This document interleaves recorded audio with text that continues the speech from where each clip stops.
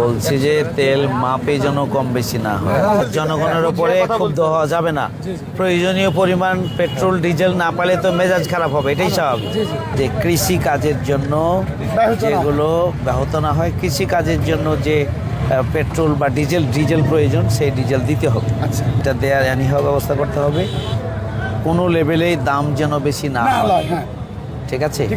মানে তেল আসবে, সাথে সাথে আপনি তেল দিয়ে দিবেন, শেষ হয়ে গেলে আপনার কাজ শেষ। আপনি কোনোভাবেই তেল রেখে বলবেন না যে তেল নাই বা ডিজেল নাই, এটা যেন না হয়।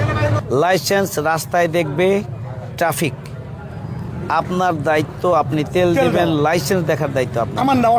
আর এখানে সার্ভিস যত দ্রুত দেয়া যায়, এই জন্য আপনাদের স্টাফ, যেহেতু একই সময়ে সব লোক আসছে, সারাদিন তেল নেয়, সন্ধ্যায় যখন আসবে সারাদিনের গ্রাহক একসাথে আসবে, এই জন্য আপনাদেরও বিভিন্ন তেল পাম্পে যদি কর্মচারীর পরিমাণ বাড়ানোর প্রয়োজন হয় বাড়াবেন, যাতে সুন্দর করে কম সময়ে আসার সাথে সাথে তেল ডিজেল পেট্রোল যা দরকার সেটার জন্য তারা নিতে পারে, সেই ব্যাপারে আমরা খেয়াল করি।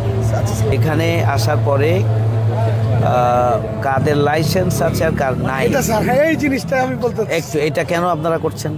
লাইসেন্স রাস্তায় দেখবে ট্রাফিক, আপনার দায়িত্ব, আপনি তেল দিবেন, লাইসেন্স দেখার দায়িত্ব আপনার। আমার না অথরিটি, আমি না অথরিটি আপনি না, আপনি তেল দিবেন, তেল নিয়ে চলে যাবে।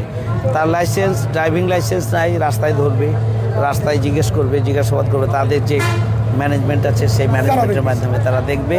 কিন্তু এই ধরনের একটা অভিযোগ আসলো যে তেলের পাম্পে ট্রাফিক থাকছে সার্জেন্ট, এবং যার লাইসেন্স নাই তাকে উল্টা ধরে মামলা দেওয়া হচ্ছে।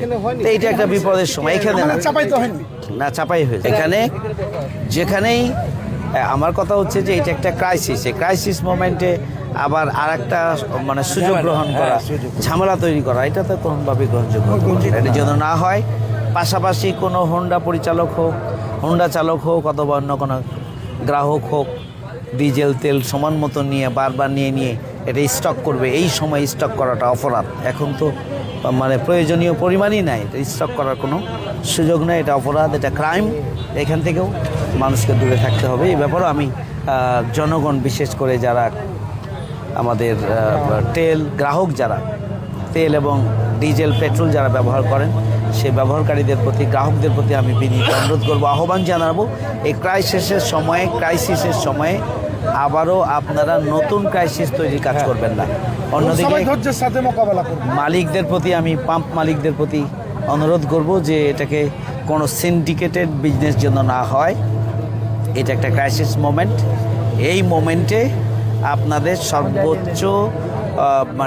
সর্বোচ্চ ধৈর্যের সাথে জনগণের বা গ্রাহকদের সেবা করার জন্য, প্রয়োজন পূরণের জন্য